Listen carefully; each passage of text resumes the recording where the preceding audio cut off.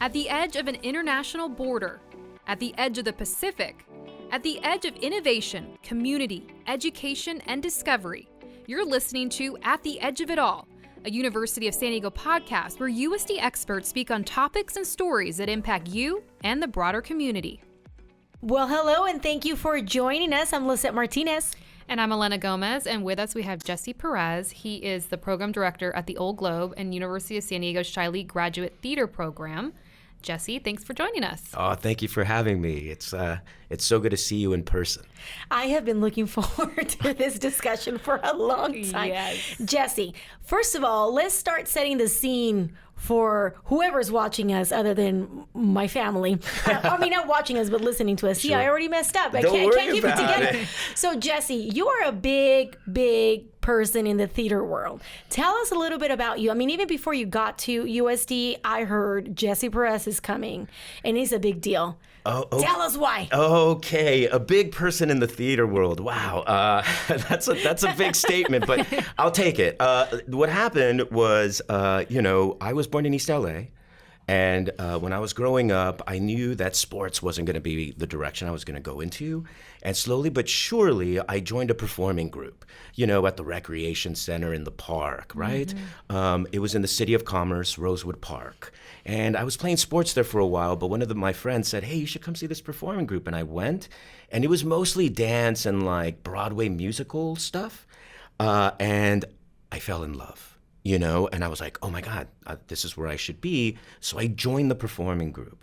Little did I know that it was all mostly going to be dance. And as it started expanding, we started taking ballet and tap, and I started wearing tights. And anyway, to make a long story short, I didn't feel at home, but I knew I wanted to be in the performing arts, right? I loved that I got to get up and do things in front of people. So I asked the director, I said, hey, I want to get into acting, I think. And he's like, well, what do you mean you're doing that now? And I said, no, I'm not. I'm just moving my body, And I said, I want to do what Charlie Chaplin does. And my father used to watch, these silent films because he didn't speak English. Mm-hmm. He was an immigrant from Mexico. And so we used to sit down and watch these silent films and discuss them as a family. So I fell in love with this Charlie Chaplin character, the little tramp, if you will. And so this guy had the wherewithal, this director of this dance troupe, we'll call it, and he took me to the Stella Adler Conservatory of Acting West, which is one of the biggest acting conservatories, right, in Hollywood. And so I started working with the teenage division there, knowing that it was really expensive and there was no, sort of scholarship to go there. And so I started investigating where I could go to study acting for free. And along came the Los Angeles County High School for the Arts. It's a public high school, in the Cal State LA campus. It still exists. It's been growing. You guys should investigate it. I think it's a great institution. Anyway, I went there. And after I was there for 3 years, I asked some of my professors where they went and where they studied. And some of them said, I went to Juilliard. And I was like, great, how do I get into there? And they literally said, well, you have to work your high knee off. And I was like, let's do it. Let's do it, right? Yeah, let's get into it. I know what that is. So I started working really, really hard. And I got into Juilliard at 18 years old. Wow. So I moved my entire life, out to New York. And I was like, okay, this is the big city. I want to do theater, I think. I don't know what I'm getting into. And I started getting trained so intensely on the classics, on contemporary work, on modern work, and I was all over the map. We learned voice and speech, movement, dance, some clown work. It was a full array of different techniques and processes and approach to the work of acting. And so I grew so much, and when I graduated, I immediately was thrust into the theater world.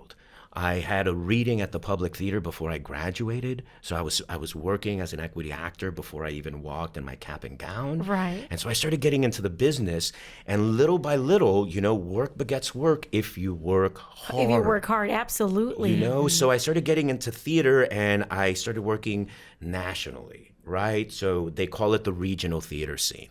So I started working in Chicago, in Minneapolis, in Seattle, in Berkeley, in San Diego. And I would make these pit stops and just start getting more and more information on how to do theater the best I possibly could because I loved it. And I just wanted to tell a bunch of stories. Now, I accumulated a bunch of credits. You could look at my resume. I guess that's why you say. That's why you say. But I loved it, and I worked with people that I wanted to work with. I looked for directors that really inspired me. And what I like to tell my students is I got in their pocket. And what I mean by that is their company. They would say, oh my God, I need an actor to fill this role. And they would think of you. So auditioning would become obsolete and you would get a phone call and be like, hey, we want to offer you this role. Right. And that is the best thing for an actor. To be trusted, respected, that the audition process goes away. Mind you, to meet new people, to get involved with new companies, you need that audition process. But hopefully once you're in there, your work speaks for itself. Absolutely. Exactly. So yeah. And then when I graduated, slowly but surely, Juilliard started calling me, and they called me back to do movement work, which then goes back to me being a dancer when I first got involved, and I started teaching Everything movement. builds up on itself, right? Yeah, it blew my mind when they were like, hey, can you teach a movement class? I was like, what's going on? And what do you know that I don't know? And I thought they knew something about my past, but they saw the way I was building my work in the classroom there at Juilliard, and they were like, this guy knows how to move. And so they started having me do that. One thing led to another, and I started teaching acting, and now I'm here in San Diego being the director of a whole program. So how does it feel now to be on the other side, right? You talked about what it took for you to get to where you got. It was that initial approach in LA to that person saying, hey, I want to know more. Take me to where I need to go. Show me what I need to know. Now you are that person, I'm assuming, for a lot of your students. Yeah, I would hope so. I believe a lot in mentorship, and I think it's a dying art form, if we can call it that. I feel like young people need to be inspired, and sometimes those people cross your paths in a real life situation, in a classroom, or they're a guest lecturer, and all of a sudden this collision that you have with this person opens your mind up and makes you want to be better at the craft that's right in front of you. And so I constantly am trying to pipeline people now that I have the power. A lot of people talk about gatekeepers, and in the theater, a lot of them are white. And we'll get into it, I'm sure, as we continue down this podcast. But the truth is, I'm a gatekeeper now. And I'm a Mexican-American gatekeeper. A gatekeeper to the point where I allow 7 students every year to come into a program that's free tuition and get training. Real, first-class, high-standard training, not only in classical theater, in contemporary theater, in modern theater. And so therefore, I feel like if I can pipeline and draw you up a step, I'm going to do it because now I have that power. And since I climbed that ladder, or I should say negotiated my way through predominantly white institutions, I learned a lot. And so I feel like even though we're in a different time, I can talk to my students in that way and say, hey, there's this choice or there's this choice. What gains you what? And what makes you lose certain ground? And what fights are you willing to have that might burn a bridge or might gain you more respect due to the fact of what you're actually battling for? What story are you fighting for is what I ask my students. And if that's what comes to the forefront, then fight for it. But if there's a way to negotiate or a way to talk or have a compromise because you're collaborating, then just show your emotion. Know that you're going somewhere because you're dealing with theater and emotional life, and all of a sudden take a step back and breathe and be like, do I want to go there? Is there a conversation here? How do we move forward together? It's a different time. And a lot of people are saying, actually, no, I won't do that. When in the past, it used to be, actually, the show must go on, and you have to do that. Right. Mm-hmm. So that's changed, and I'm wondering what that is in the student's mind as opposed to the professor's mind. Right. So all of a sudden we have to have a conversation. And Elena, you and I were talking with Jesse last time, and I'd love for you to share what your experience is as a man of color in theater. Yeah, it's interesting. I use the word navigate, right? Coming up, there was a point where I was working so hard and I started getting jobs that I was just like, oh, I'm an American actor. Mm-hmm. Not negating the fact that I'm Mexican and my skin is brown. I mean, I'm a dark Mexican. And it becomes that thing where I just was an actor. And so I worked from that point of view. Whenever discrimination or some sort of, inequity happened, then and only then would I be like, oh, they don't want me here, or I'm in the wrong place, or actually what they're saying goes and what I'm saying actually doesn't matter, right? But I think as you work and you build a foundation and you gain the respect from the industry, from the directors, from the casting directors, hell, even to the designers, if you gain the respect of a lighting designer, for example, they can pitch you, right? They're part of the team. Sometimes the director's like, I just have this part that I can't find it. And the lighting designer can be like, I know this actor. And they'll make you look good too. And that's the thing, right? Right? If they're making you look good, if they like how you told the story, they have that point of view. They've lit you. Right. And if they want to light you more and make you look that much brighter, you've done something right for someone. Absolutely. Right? And I feel like I tell everybody, the theater is a place you go to not feel alone, right? I've never felt alone in the theater. So for me, being Mexican, I didn't notice it until somebody said, hey, no, you can't do that, right? And then I had that option of saying, why not? Or actually being like, oh, you know what, you're right. I actually don't want to do that, not with you anymore. Right. You know what I'm saying? I don't feel safe here. So, okay, I'm going to collect a paycheck and do exactly what you say, but you're only going to get so much of me now. Right. Knowing that I know now that this is a job. Right. Right? When there's respect, and I feel like that's what I encourage all my students or colleagues to get, when there's respect, all of a sudden there's an asking, a questioning, as opposed to being like, I need you to do this now. Right. Yeah. What are you seeing in the industry now as far as diversity?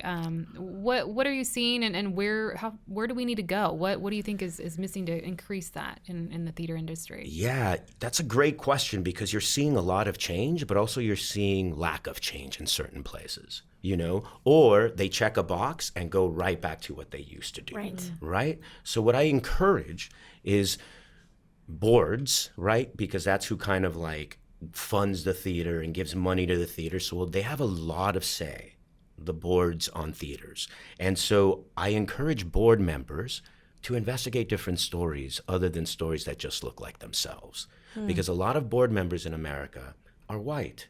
We're in America, so they've climbed that corporate ladder, that ladder which for whatever reason got them money. Whether it's inherited, whether they worked hard, what have you, they're mostly white. When you get BIPOC board members, you celebrate them. They're like, wow, you're giving money back to the arts. You're supporting the arts. Your philanthropy is helping this nonprofit stay afloat. That's amazing, right? And that's when you encourage people to be like, how do we diversify our boards? Who do we talk to? Where do we find these entrepreneurs that are BIPOC that want to give back to the arts so that we can have different stories, especially pushed by those people? Hey, I have a stake here. I give money too. What about these stories? Right. Right? And so it goes even further. Diversify the leadership.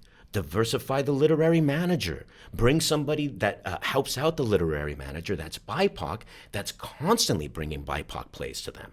That'll be their only job. A different perspective. A whole different perspective. A different slice of the pie. And I'm talking Asian American, Right. Middle Eastern. I'm Right. not just pushing Right. for the Latinx community or the Chicano community or Mexican community. I think it has to change all across the board. I mean, look at San Diego. You walk outside and there are so many different ethnicities, walks of life, culture, that if you go back in the theater and you see an all-white cast, we're not holding the mirror up to nature. Right. To like quote Shakespeare. We're actually pretending that we live in a world that doesn't exist. Unless that's the point, right? To make people feel alienated because it's so white up there. But if it's not, and if it's just a classical piece of text, why can't those people be BIPOC? Why can't it be accepted that another body other than a white person can actually be as sophisticated and intellectual and speak Shakespeare as beautifully as an Anglo-Saxon? And they absolutely can. And so I wanted to touch on something with you that I thought was very interesting. The COVID-19 pandemic, had a deep impact in so many industries, but especially your industry. Tell us how you navigated that and where you think we're coming out on the other side, if we are, and how we are. Yeah, that's a great question. You know, our industry in the theater, or I should say our art form, right, consists of us gathering, joining together.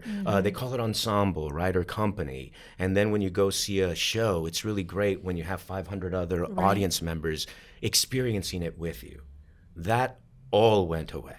Right? We were all in a vacuum in our offices at home or our makeshift offices in the kitchen, trying to enjoy theater through a screen, which all of a sudden takes away the definition of theater. It becomes TV or film, right? Right. So all of a sudden we were like, okay, how do we do theater, number one, on this new medium? And number two, how do we teach theater, especially if we can't get together? How did you figure that out? We started to use exercises where we breathed together, where we engaged together through the screens. On screen, and we made it feel as if we were in the same room. Sometimes I would have them shut their eyes and just listen to each other, breathing together. Sometimes I would just have them do movement where they would engage with each other. And then all of a sudden I'd say, now go into the scene, so that the connection together was already there. And then they were doing A-B sort of work between each other, as opposed to thinking that they have to perform or forgetting that they have to listen. Because the truth is, acting is listening.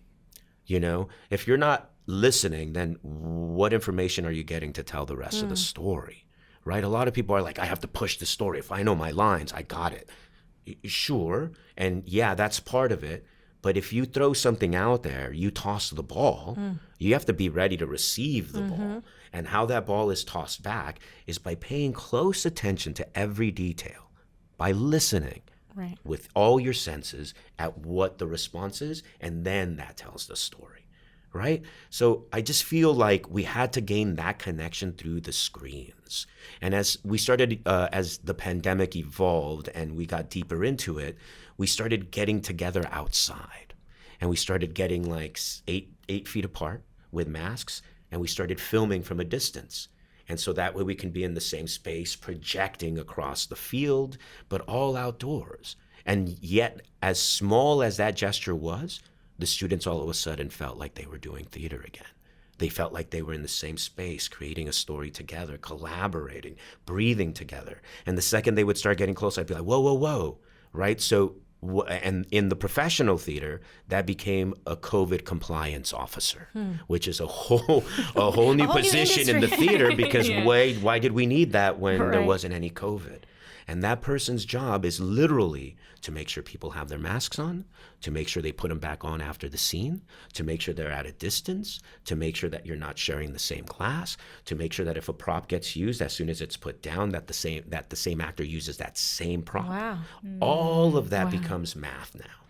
And now it's different, right? I mean, you're auditioning for parts that maybe you could have never before through Zoom, you were telling me? Yeah, forget about it. Like, I feel access has become a major part of Zoom. If and that's a something great good came out of it, right? Yeah, that's one of the only things, you know, because we've been yearning to get back into a place together, a black box together, a big theater together. But Zoom, what ended up happening was it gave access to audition, right? All of a sudden, when we were on recruitment, we had so many more international applications because people were auditioning on Zoom.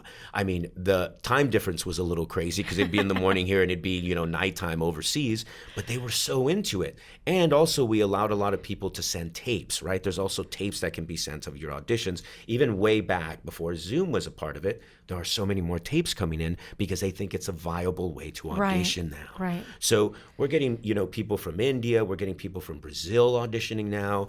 And it's not like that, not that we always haven't had that, but now they're wanting to do it because they know it's a live audition in real time. Right. Also, rehearsals have shifted in that way. You know, a lot of people, the first week of rehearsal, if you get to an outside like gig, say like if I were to work in Michigan or Utah, the first week might be on Zoom because you're going to take a PCR test. They're going to wait 3 days to make sure that it's negative. And before you step into a room together, everybody's going to feel safe. You're going to do a week of just reading the text on Zoom, which we know works, A and B, Right. listening, responding. And then all of a sudden you get back in the room and you've done all that table work to just start putting the thing on its feet. Right. The Well, second that's week. fantastic. Yeah, and like for example, like today I was at a rehearsal for something, and the director was in England. He was in London, and he was directing us from out there. Well, the two actors were in San Diego, and it was so interesting because it was about to become evening out there, and it was morning out here. But he was so on it, and I was like, back in the day, this wouldn't really happen. I guess they would call it conference calls or video calls, but it wasn't the usual. Now it's the usual. It wasn't the norm. Well, listen, this conversation can expand, but I know our listeners have a time. Yeah. Let me tell you, I really enjoy you and all that you do for your students here. What would you want to say to people who maybe through COVID have not done a lot of things, certainly probably not even gone to watch a production somewhere, even before COVID? What would you want to leave them with to get them excited about the arts again? Wow. Yeah. It feels a little bit like a risk, to go out in public Right. at all, right? So I would just say, take care of yourself, but being responsible, don't stop your life. I'd say if you want to see art, if you want to go see theater and wear a mask. You know what I'm saying? It's a different time. As an actor, I've gotten used to looking out there and everybody being in masks. Is that right? weird to you still? Like, do you feed off of facial expressions when you're acting? Or? I do, and the laughter is a huge, response. But you still hear the laughter, Right. and you see the head nods and stuff. But it still feeds you. It doesn't matter. It's just your presence being there. And mind you don't have to touch anything. You don't have to. Nowadays, everything's electronic. You don't even have to touch a program. Right. Or the QR code, and it gives you the entire program there on your phone. We're evolving Yes, exactly. into a new era of it's the arts. And it's kind of great, buy a ticket in the back row. You know what I'm saying? If it's that bad, only watch outdoor theater. Right. Go investigate what's going on outside if you're not ready to go inside. But I do have to say, the arts are in turmoil. They're in a very rough spot. So I would say if you want to continue the culture, if you want to expand your mind and have your thoughts rearranged by watching new works of art, support it. And the way you support it is if you're not going to attend, right? Everything's probably streamed now anyway, so you could probably get the play streamed. It won't be the same thing, but give a few dollars to the theater. Right. Give a few dollars to that non-for-profit institution and let them be supported by your monies to keep telling stories. They're not trying to make money. They're just trying to keep going. And I think a lot of institutions aren't allowed to do that because of the lack of money nowadays. Well, we support you, Yeah. Jesse. Oh, well, thank you. And the Globe is doing great. Our sister theater, Right. that's one of the best throughout the nation, is doing really great. But even them, they're cutting corners. So it's interesting to see even the people that came out a little on top with all the help of the government, which was the first time that the government was really helping the arts. It became this thing where it's like, yeah, but it's still not stable. 2024 doesn't look like a good balanced budget year. If we're kind of on top now, but we don't know where we're Right. headed. There's so many question marks. So please go out there and support your local art institutions. Well, Jesse, thank you so much for joining us. And if you like this episode, be sure to subscribe to catch our next one.